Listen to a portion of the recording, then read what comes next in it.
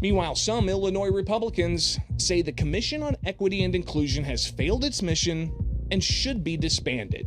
Joining us to discuss the latest in his ongoing reporting on the commission is the Center Square investigative reporter Jared Strong. Jared, you had quite the visit to Springfield last week, but you still can't get commission members to answer some simple questions. After last week's commission meeting in the capital city, you approached them with these questions. Let's take a look at that. That lawmakers are expressed that they were upset with the performance of the commission and perhaps that you're not earning your pay. Were you there for that budget hearing by chance? Correct.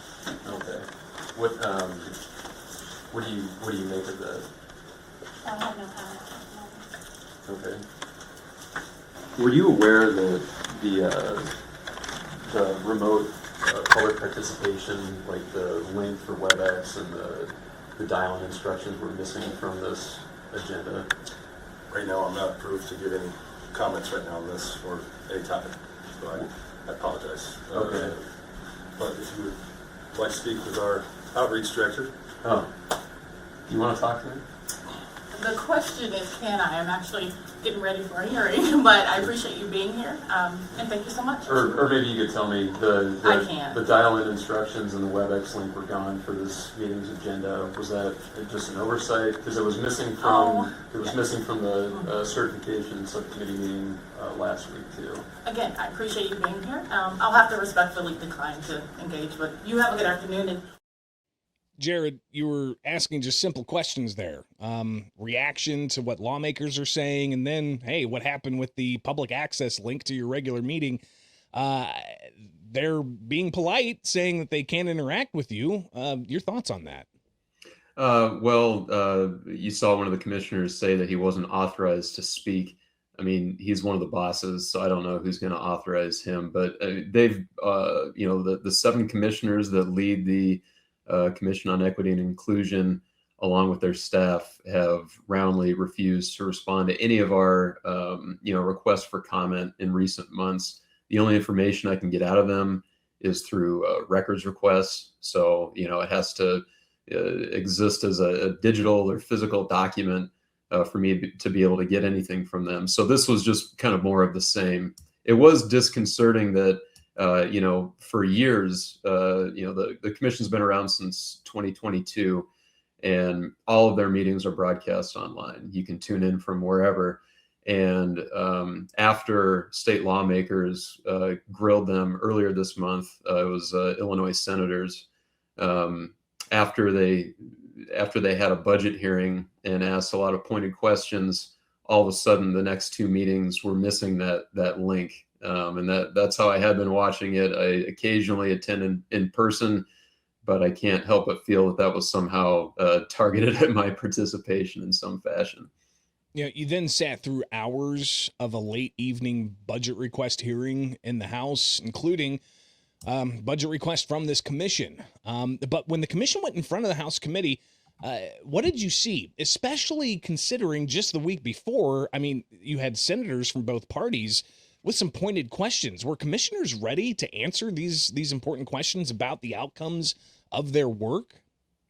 They were a bit more prepared. They actually disclosed some information in the hearing that I hadn't heard before. Let me just give some background. So like I said, the commission's been in existence for several years now. Its focus is to increase the amount of state contract money that goes to businesses that are owned by racial minorities, women, and people with disabilities. Our investigation into their work, though, has found that its 7 commissioners are relatively highly paid at $150,000 a year. They have less responsibility than other similar board members in paid positions. They are allowed to work side jobs for pay, which most of them have done. And crucially, they've overseen a computer software switch that they said would make their work more efficient. But instead, it's led to a tremendous drop in the businesses that they certify for government preference, from a peak of about 5,400 to 2,800.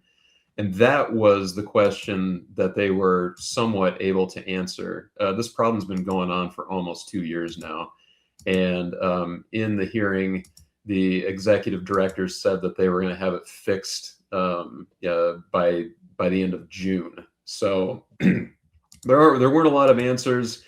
And quite frankly, the lawmakers had so many questions that they ended up just closing out their portion of the hearing early, and they're going to call them back. And that hasn't been scheduled yet. But, some lawmakers were questioning them based on our reporting. Others had their own concerns, and this was bipartisan criticism too.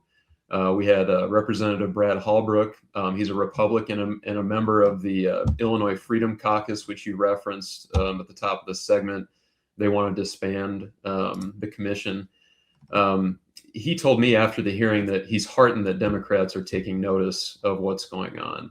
And then we had a Democrat, Representative Angelica Guerrero Cuellar, who was miffed that the commission had not acted on her suggestion a year ago to coordinate with the Secretary of State's office to contact businesses that might be eligible for certification.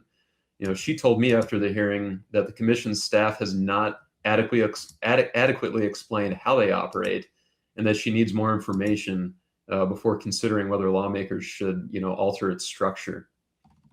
It's pretty remarkable. And as you mentioned, the Illinois Freedom Caucus, following your detailed reporting on this over the past several months, did release this statement saying that what the Democrats claim was intended to expand opportunity in state contracting has instead become a multi-million-dollar failure for taxpayers, creating barriers, reducing participation, and adding unnecessary bureaucracy.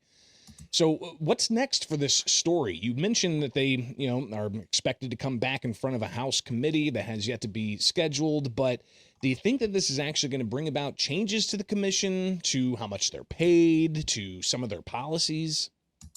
Yeah, it's difficult to say. One Democratic senator, a Republican senator suggested that perhaps they should force these commissioners to work full time so they can't have side jobs. Obviously there are people calling for the complete abandonment of the commission. We'll see. They're requesting $5.6 million for the next fiscal year. That is what these hearings are about. And we're just, I'm guessing the next hearing is going to be next week, but I'm not sure if it'll be that soon. So a lot of it's going to hinge on that hearing probably. Jared, how pervasive is this in other states? Do other states have these types of commissions to look at how they can parse out taxpayer-funded state contracts to, certain groups or certain companies over other companies? I wouldn't say it's uncommon. I don't know how many states have them, but some of Illinois' neighbors have similar efforts. They haven't devoted as much money or created this, a commission of 7 people that make that much money to do it. Our reporting has found that, these commissioners, they take no votes of consequence. It's unclear really what their day-to-day responsibilities are, in part because they won't talk to me. But it seems like the staff does quite a bit of the work. So it is an outlier, but there are states that have goals like Illinois does. Illinois wants to give between 20 and 30% of state contract money to these businesses.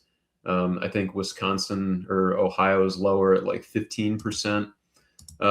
So it's somewhat common, but it changes, and I haven't found another state that has this have devoted this many resources to trying to make something happen.